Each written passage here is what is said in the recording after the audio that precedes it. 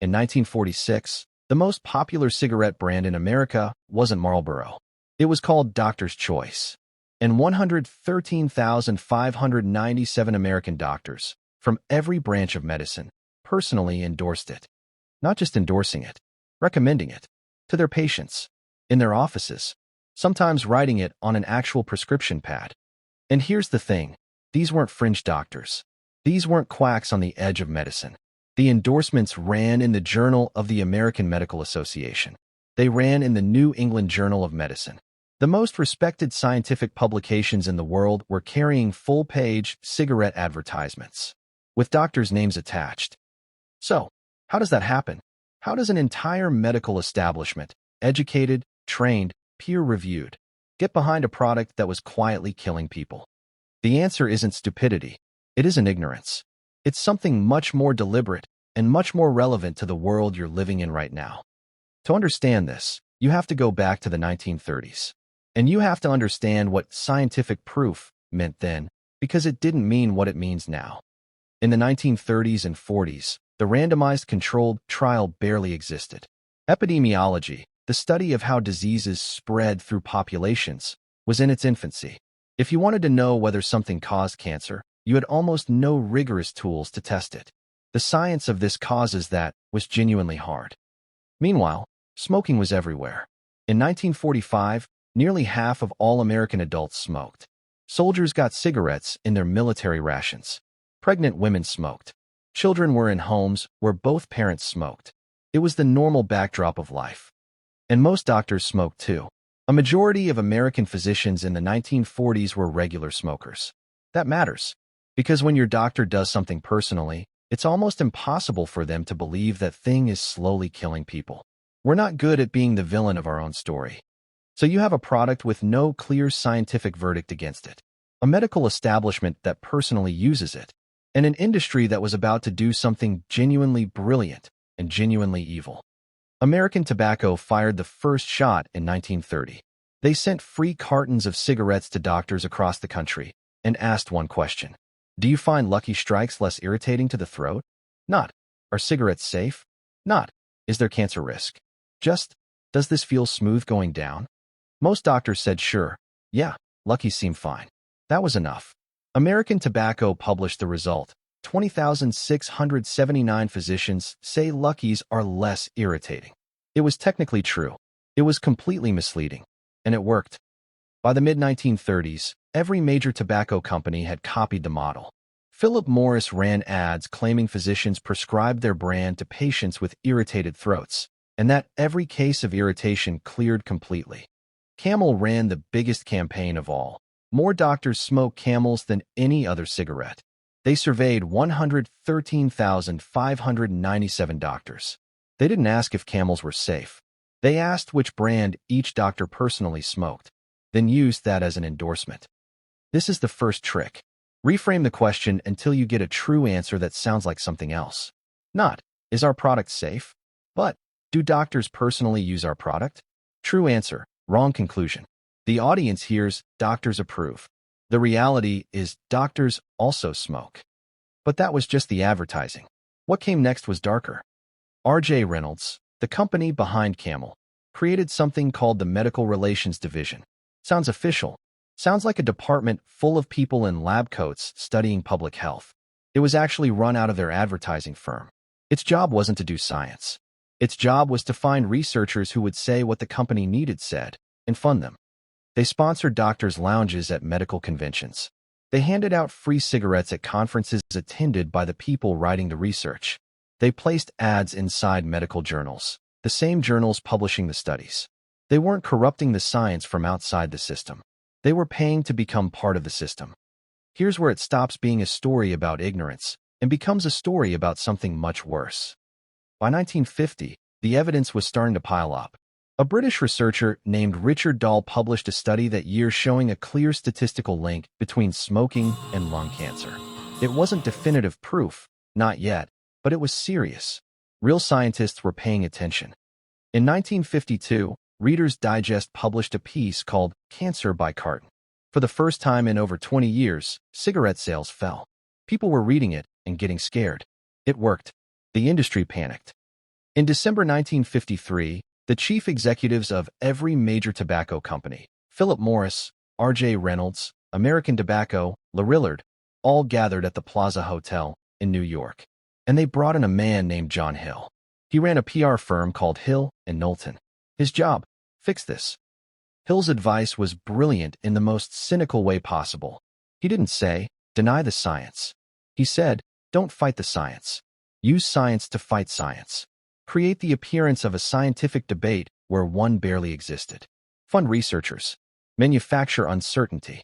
Make the public feel like the jury was still out, even when it wasn't. And in January 1954, they launched what historians call one of the most consequential pieces of PR in American history.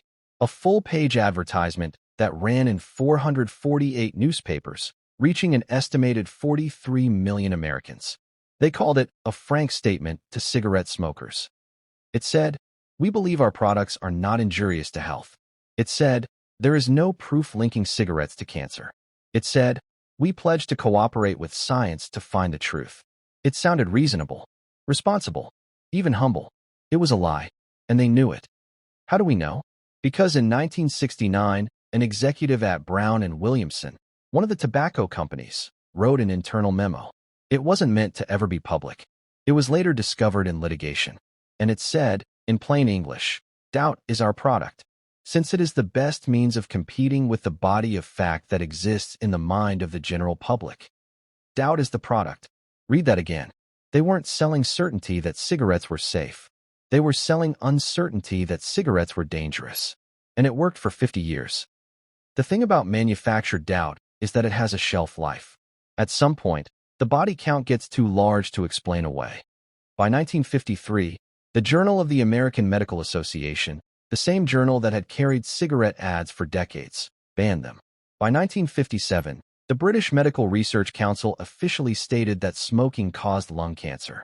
The scientific consensus was building, and it was no longer possible to manufacture an equivalent amount of doubt to match it. And then in January 1964, the U.S. Surgeon General released his report. 387 pages. The conclusion was unambiguous. Cigarette smoking causes lung cancer in men. It probably causes it in women.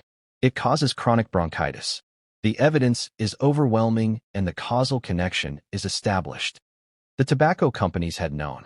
Their own internal research, which came out in court decades later, showed they had evidence of cancer links in their private labs as early as the 1950s.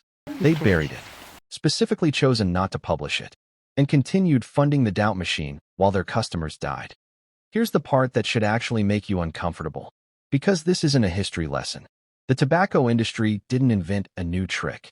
They documented a playbook, and the playbook is still in use. The same PR firm, Hill and Knowlton, went on to run campaigns for other industries facing inconvenient science. Climate researchers have documented near-identical doubt manufacturing strategies in the fossil fuel industry. The sugar industry funded research in the 1960s that deflected blame from sugar onto fat and shaped dietary science for 30 years. This is a pattern, not a coincidence. But, and this is the part people miss, the lesson isn't don't trust science. That's what the tobacco companies wanted you to think. That's literally the product they were selling. Doubt in science benefits the people who need you to doubt science. The real lesson is more specific. There's a difference between the scientific process and institutional science. The process, hypothesis, test, peer review, replication, is the most reliable method humans have for finding truth. But institutions are made of people, and people can be bought, pressured, misled, or self-deceived. Those are not the same thing. Trusting one doesn't require trusting the other blindly. So here's what I want to leave you with. Not just a story, an actual mental checklist you can use the next time you encounter a scientific claim, in the news, in a study, in an ad, in a headline. For questions. That's it. 1. Who funded the research? Not who conducted it. Who paid for it?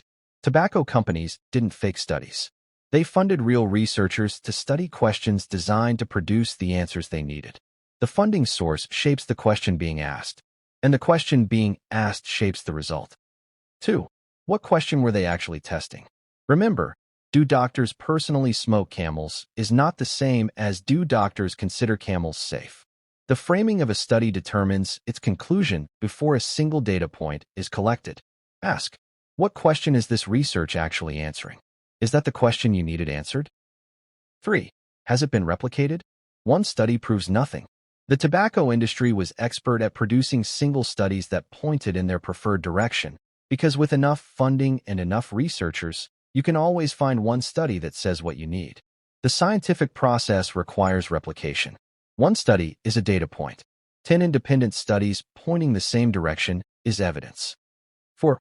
What's the consensus, not the outlier? Every manufactured doubt campaign works the same way. Find the one dissenting study. Fund the one contrarian researcher. Amplify the one uncertain data point. The question isn't, does any scientist disagree? Someone always disagrees. The question is, what does the weight of independent evidence say? Those 4 questions won't make you immune to bad science. Nothing will. But they'll make you harder to manipulate. And in a world where doubt is still a product being actively sold, that's worth something. 113,597 doctors endorsed a product that was quietly killing their patients.